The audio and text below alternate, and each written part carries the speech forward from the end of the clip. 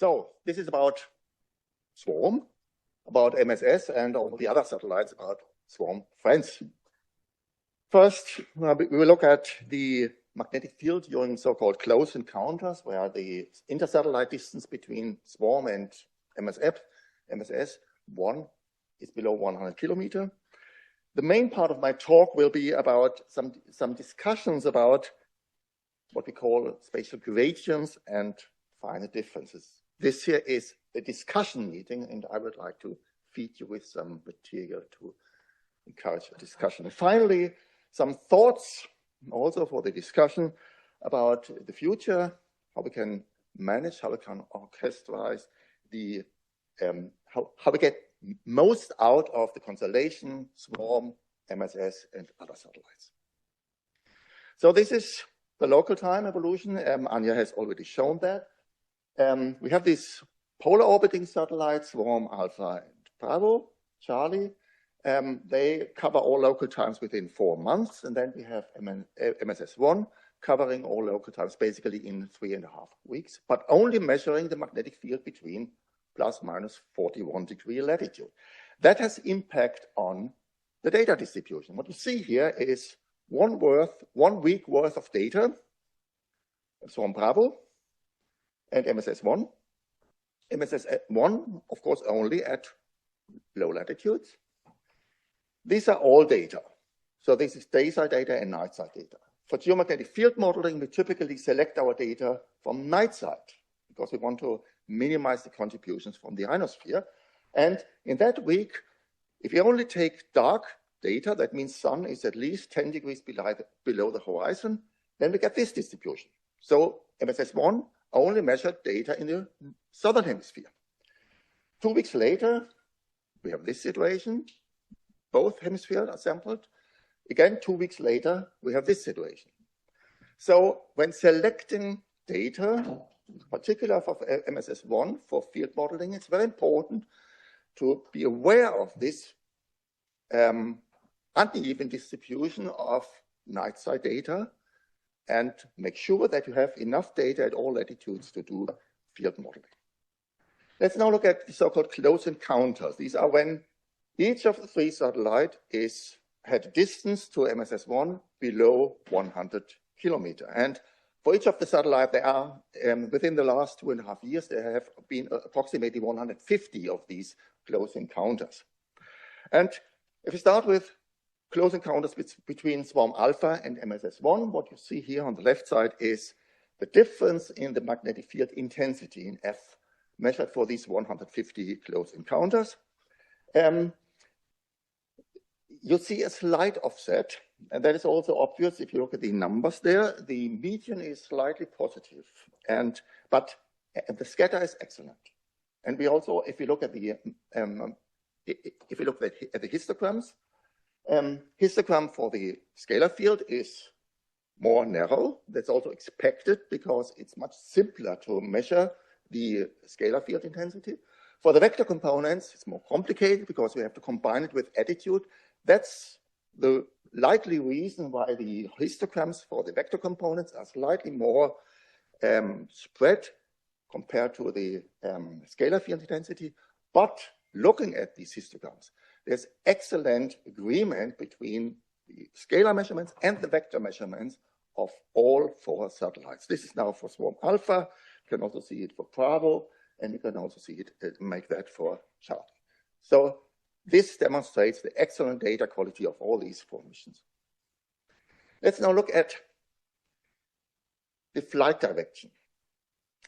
So I introduce now this angle epsilon. Epsilon is the angle between flight direction and east-west direction. At the equator, epsilon is equal to the orbital inclination. That means at the equator, this direction epsilon is 41 degrees for MSS-1. It's 87 degrees for M-Swarm. That means at the equator, Swarm is almost flying in north-south direction. MSS-1 is flying in between north-south and east-west. It's slightly more east-west because 41 degrees is lower than 45 degrees. Okay, that's the situation at the equator. And then you can look at what is the situation at other latitudes, and you can calculate this angle epsilon for all latitudes. If you go to a latitude of the inclination, 41 degrees for MSS-1, then MSS-1 is flying exactly in east-west direction. That's also true for Swarm. If you go to a latitude of 87 degrees, Swarm is flying exactly in east-west direction. And then you can also calculate this for all other angles, all other latitudes. That means if you look at the latitude band 30 to 41 degrees, this is this highlighted region here. Then for MSS-1, this epsilon is below 30 degrees. So it's almost east-west direction. If you go for latitudes above 36 degrees, it's even lower. It's 26 degrees. And if we now look at the distribution of the data, well, for 50% of the time, MSS data, this angle is below 31 degrees. For 20% of the time, it's below 15 degrees. So what's the impact of that? Well, let's now look at gradients and finer differences.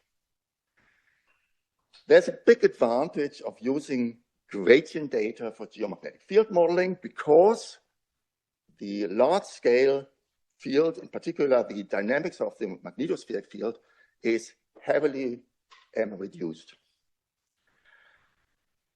Okay, now the difference between finer differences instead of gradients. What is measured by Swarm and MSS-1 and all other magnetic satellites is magnetic field.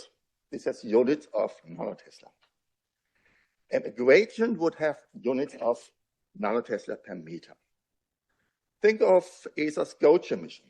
Gauge measured in situ the gravity gradient. So these data, the Gauge data, have units of acceleration, which is meter per second squared, divided by meter.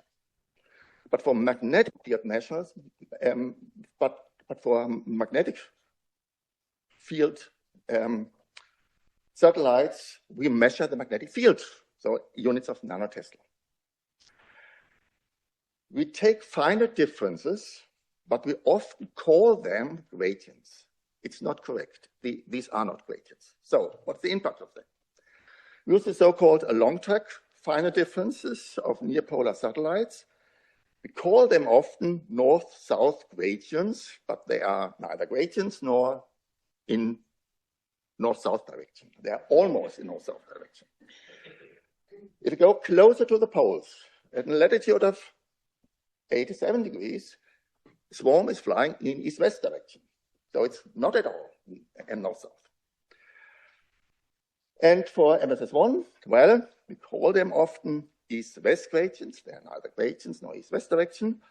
Only at latitudes of 41 degrees, it is in true east-west direction. So what does it mean? Well, we have a true east-west differences. That is possible if we take the difference between Alpha and Charlie when they are at exactly the same latitude. That's a true east-west differences. Okay, if we now look at how do we use these data in chaos. We use a long track finer differences with a sampling rate of a distance of 15 seconds corresponding to a long track separation of 115 kilometers. We do that for each of the individual satellites, Swarm Alpha, Bravo Charlie, MSS-1, Champ, and so on. And then we also take the east-west differences between Swarm and Alpha and Charlie when they are at exactly the same latitude. That means a slight time shift of one of the satellites, typically up to 10 seconds, in order to make sure that they are exactly the same latitude. Okay, let's now look at the data here.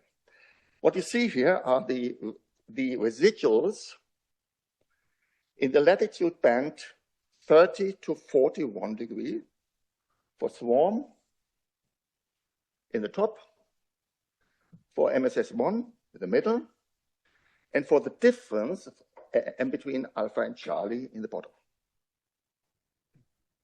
Okay, and this is now a time series. We can also look at the histogram. The histogram is shown here.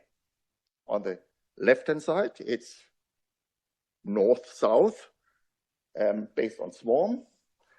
In the middle is east-west, based on MSS-1. These histograms are very similar. And then we have the true east-west difference based on the difference between alpha and Charlie. The spread of this histogram is larger, but that's also understandable because for the along track differences, so the left and the middle figure, we are taking differences of data from the same instrument. So any bias, slight bias in the calibration will cancel out. Here we are looking at the difference between measurements taken by different satellites, different instruments, and so on. Still, we have this excellent agreement here. Again, the documentation of the excellent data quality. That's for night side data. For the day side data, it's slightly more spread. It's also expected because we have ionospheric contributions between the two satellites there. Okay, that was now about Swarm and MSS-1, but we also have these other satellites. We have platform magnetometer data from Cryosat and from Grace Follow On, and we have scalar data from CSAS. You can see how they sample the magnetic field at different local times. So we have a really good sampling in local time, and that can be used to separate the different contributions. This is work done by Alexander Graeber. It's the storm of January. What you see here is the vertical magnetic field at ground based on a combined analysis of all the satellite data and ground-based data. Okay, now finally, let's look at modeling of the lithospheric magnetic field. What is needed for that is very low altitude data, below 300 kilometers. And presently, the main source for lithospheric field modeling is CHAMP. It's the last 2 years of CHAMP at altitudes below 350 kilometers during extremely quiet conditions. As an example, this LCS-1 model is based entirely on finite difference data. And now we are waiting for additional low altitude data during geomagnetic quiet conditions. So expected for 2030 and perhaps 31. So what's now the contribution from the different satellites? If you look at Alpha and Charlie, they will measure east-west differences at all latitudes, and hopefully they will still be in orbit when we have when we get to the next solar minimum. You should also remember that the role of Swarm has slightly changed for lithospheric field modeling because we now have all these other satellites. Then, well, we hope we will get soon successful launch of MSS-2. MSS-2 will measure the magnetic field at very low altitudes of 200 kilometers. That has never been done before. Nobody has yet measured the magnetic field at an altitude of 200 kilometers. We don't know whether it's, for instance, whether it will be possible to make vector measurements at these low altitudes, because there might be turbulence, there might be a shaking of the satellite, which makes it not possible to measure altitude. In that case, we hopefully still can measure the magnetic field intensity, F. I would then argue, well, this is good, try to go even lower. Each 10 kilometer in altitude counts for lithospheric field modeling. Even if we only can measure the magnetic field intensity, it's worth to go even lower. We will have problems when we only have the magnetic field intensity near the equator. We will have disturbance by the Bragg effect. But there, perhaps MSS-1 can help. If we lower the altitude, if the altitude of MSS-1 is lowered such that MSS-1 can make vector measurement at low latitudes and low altitudes, that could compensate for a possible backwards effect when we only use scalar data from MSS-2. So finally, let's look at the model resolution matrix of LCS1. You can see the main contribution is still from CHAMP. We have a little contribution from Swarm because we are at a altitude is too high. On the left bottom, you see the contribution of model regularization. So the high degree terms are mainly determined by model regularization. There, we hope that MSS-2 will help. Yes, here this is in the future. Well, that's the present situation of the altitudes. MSS-1 has still enough fuel, so perhaps we want to continue in that way in order to have a really long mission.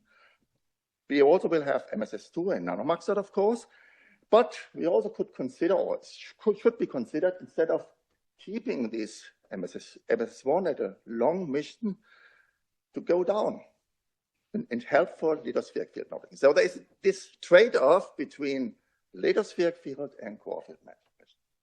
Thank you.